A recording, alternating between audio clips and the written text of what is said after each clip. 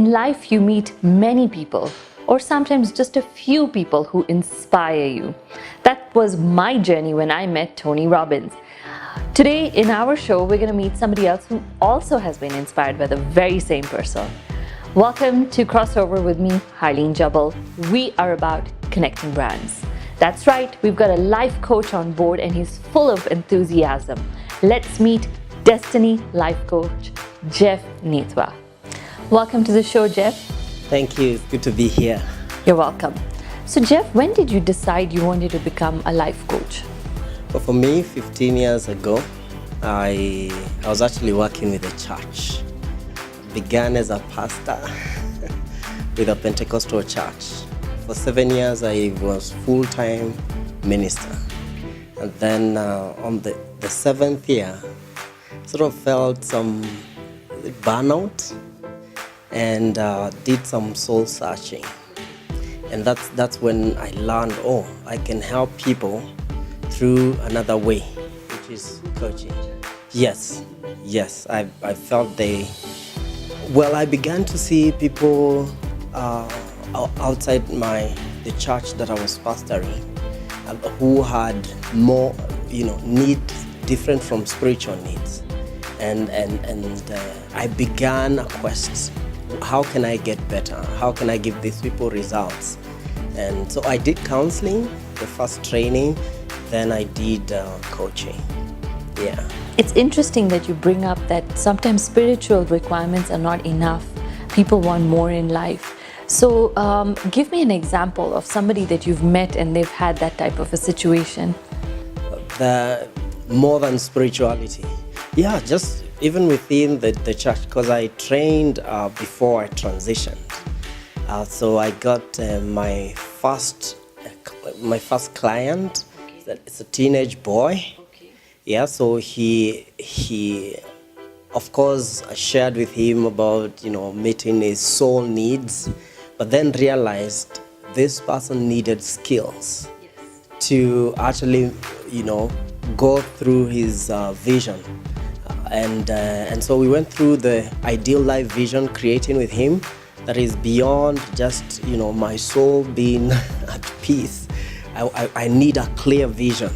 I need to be going somewhere, and I need to know whether I'm making the steps that would take me there. Yeah. So that's one. In fact, most of my clients need more than that, more than spirituality. Although spirituality again is key. It is key because for me it's achievement and fulfillment. Because I realized that if you're super achieved and not fulfilled, then there's something missing, and you cannot be happy. So how did you come up with the name of Destiny Life? Destiny Life, yeah, because I was curious. I wanted to give people results. All right. I wanted them, the key result that was my pursuit was people's destiny, people's purpose. Why are you here? Because even in the church circles, that's an answer that many have not gotten. Then I realized most people, although they were coming to church, hearing the word, and so forth and so forth. You ask people that question, 90% of people cannot answer. Yes. Why am I here? Yes, or what is the purpose of my life? The purpose of my life. Who am I? And so you see people serving the Lord and still have that vacuum within you, and big questions that sometimes even the pastor may have a challenge answering. Yes. Exactly. Yeah. So I'm sure you've done some sort of either training, or you've looked up to some other coaches, life coaches, and maybe someone has been your mentor directly or indirectly. Tell me about that journey. Well, for me, let me take you back. So, little child, 11 years, I was sick, so I could not, I didn't go to primary school like normal kids do. Most of my time I spent in the hospital because I could not breathe, like a normal child would breathe. So I needed the medical aid for me to survive. So for 11 years, my solace was books, reading. In fact, when I was 9, I'd read the entire Bible because I had all the time. I mean, it's just me and books. Then I came across Tony Robbins, Jim Rohn. Yeah, at that age. And so I began to, in fact, my healing, because it was a miracle. Up to today, I don't know how it happened. I just know that on my 11th birthday, I got out of the hospital and never to go back there again. But I began to work on my mindset. I began to learn things like incantation, affirmation, taking control of my destiny. Exactly. At that age, yeah. That's quite a discovery for you at that time. It was. Well, my dad is one of the guys I consider my mentors, because he's the one who introduced me to reading, to, connecting with these people, giants like Tony, who, even if you don't meet them, you can feel them, you can connect with them. And so that's where it began for me, connecting with people through books, so majorly Tony. That's how I got to know about strategic intervention. That was my first training in coaching. I got certified as a strategic intervention coach. Did 8 other certifications. Yeah, deep coaching.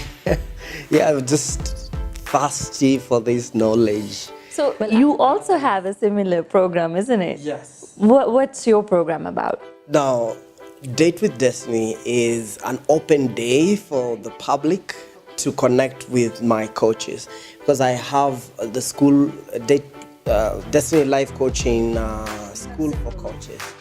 Yeah, we have about 300 certified coaches now through Destiny. Yeah. Yes, they're all over the place. We have even Nigeria, we have 2 in the UK. Yeah, with different places. Guys who come for the program, 3 months coaching. We give you clients, it's practical work, and then on the 3rd month you're certified. I think I need to sign up. Exciting journey. Yeah. Okay, great. So, but Kenyans, do you find that they're taking to this coaching, or they feel that their friends can help?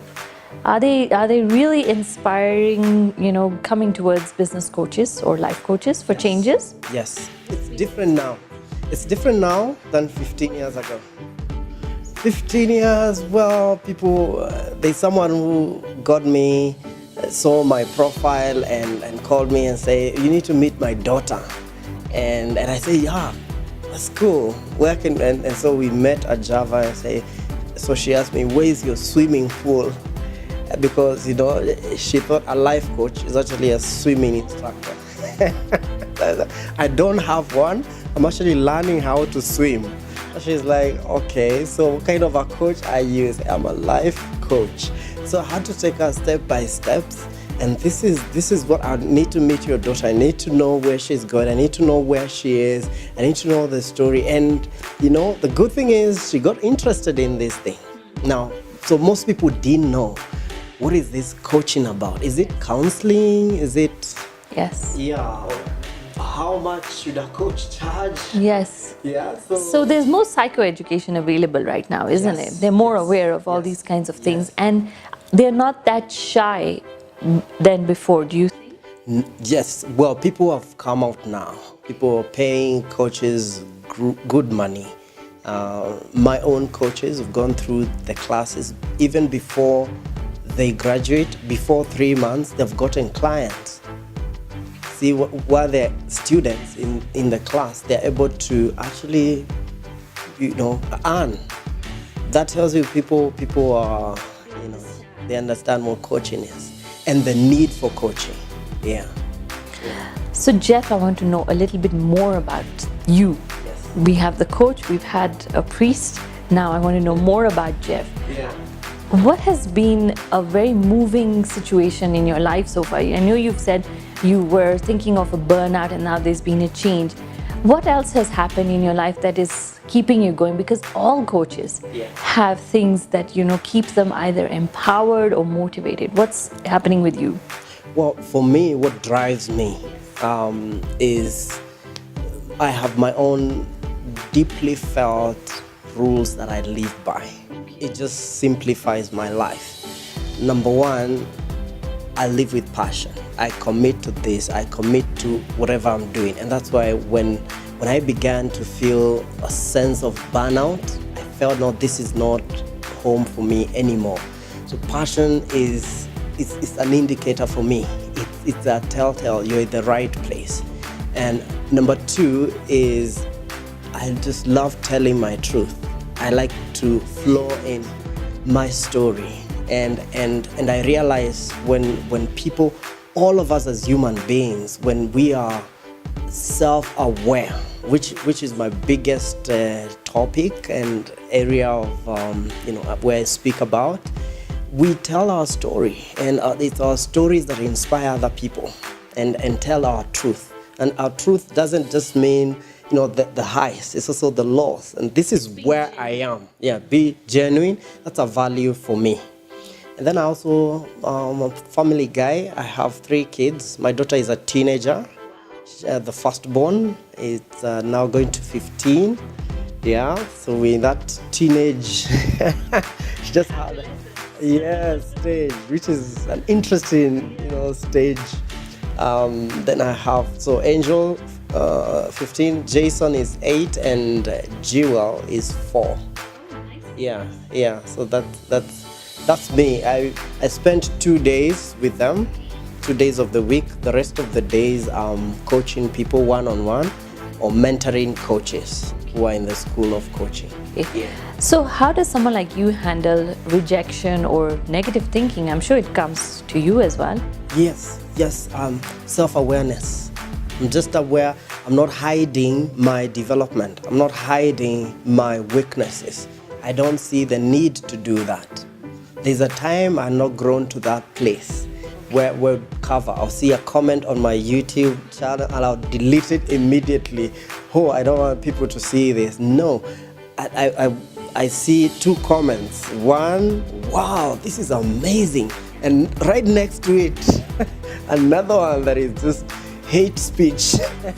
And I'm like, yeah, I give people permission to be who they are at this stage of their life. And so that self-awareness gives you permission to accept yourself where you are at.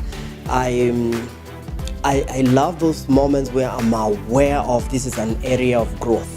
And so when I get rejection, and I've gotten that, where someone needs something, then you present it to them and they say no. In fact, in the training, I tell my coaches before they are certified, it's about self-awareness. It's about getting to know, okay, it's okay for me to have weaknesses and strengths and focus on my strengths, not on my weaknesses, but also be aware I'm growing. And there's no period of my life I think I'll ever feel like I've arrived. It's just you've reduced the sensitivity and you've become more mature. Yes. Isn't it? Yes. I think I've grown to some extent. So what's your vision with Destiny Life? Destiny Life, more results, focused coaches, as many, if we can have, at least every other month, getting out results, coaches that immediately begin, because I see in a class of 20, half of the class just continue with life as normal, as usual. Like they just get the skill and sit with it. Yeah, they don't practice it. And we have from even guys that got certified 2009, 2008, and they are still, apart from the certificate that they got. And so my vision is to have that 100% if that's possible. Type of attitude. Yes, yes. Okay. That's the vision. Okay. Yeah. Excellent. So Jeff, what has been your crossover moment so far in your professional career? My crossover moment. Well, so for me is accepting who I am, accepting my vision on the world, accepting I'm here to change lives, accepting that I can move from one thing that had defined me and create something else new. And that for me was just accepting me, accepting myself. Yeah, and that has become like my gospel, that has become my message. That's my passion. Accept yourself. With teenagers, I realized their greatest power is in being aware and not be ashamed. This is who I am. These are my challenges at this point. Accept myself, but also accept the vision that's pulling me forward and focus on that. Yeah. Well, I wish you all the very best. I'm watching your journey and see you soon. See you soon. Thank you. Okay. That was Jeff's gospel. What's going to be yours? Think about it. I hope you're inspired. Keep watching many more such videos. This is Crossover with me, Harleen Jabbal. We're about connecting brands. Don't forget to subscribe to our YouTube channel and follow us on our social media.